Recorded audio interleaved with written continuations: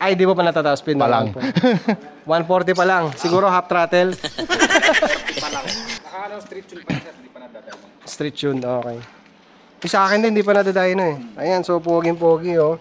Ang pinaka ano lang dyan, sir, eto.